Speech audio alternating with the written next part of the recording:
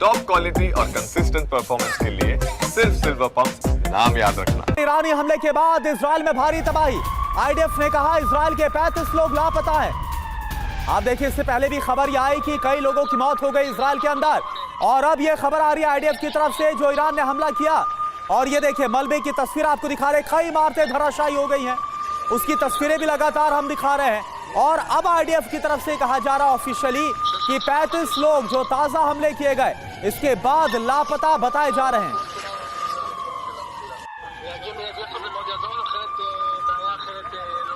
तो Operation Rising Lion versus True Promise 3 14 जून 2025। आप देखिए तारीख साथ हम आपको बता रहे हुआ क्या।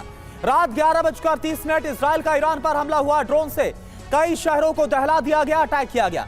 ईरान के कई शहरों पर अटैक किया गया और इसमें तेहरान यानी राजधानी और इसके अलावा ऑयल डिपो में आग लग गई। बंदर अब्बास की बात करें ईरान में तो यहां पर भी कई इलाकों पर इजराइल ने अटैक किया। होर्मुज पर अटैक किया गया, एयर स्ट्राइक की गई।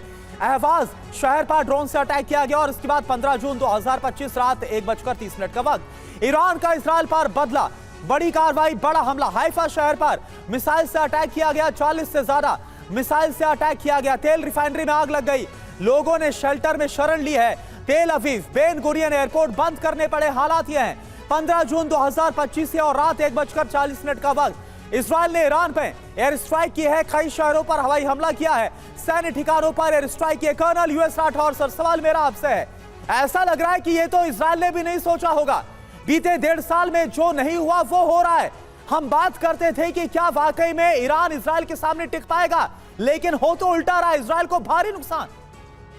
करुणा, आप सही कह रहे हैं कि देखें ये टारगेट्स अगर हमें एनालाइज करें तो तेल अवीव इजराइल की कैपिटल सिटी है।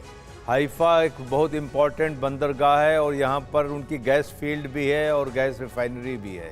इनको जाहिर सी बात है कि इजराइल ने सिक्योर करने में एयर डिफेंस के नाते कोई कसर नहीं छोड़ी होगी, लेकिन इसके बाद भी अगर ईरानी मिसाइल वहाँ जाके गिर रहे हैं तो आज कहीं न कहीं जिस आयरन डोम की हम बात करते थे या इजराइल के और अभेद्य जो एडी सिस्टम्स हैं वो कहीं न कहीं नाकाफ़ी नज़र आ रहे हैं। एक बात मैं और बताना चाहूँगा कि इजरायली कैबिनेट की मीटिंग अब जो है इजरायली पार्लियामेंट में नहीं हो रही है, जबकि ये जाके अंडरग्राउंड बंकर्स में हो रही है।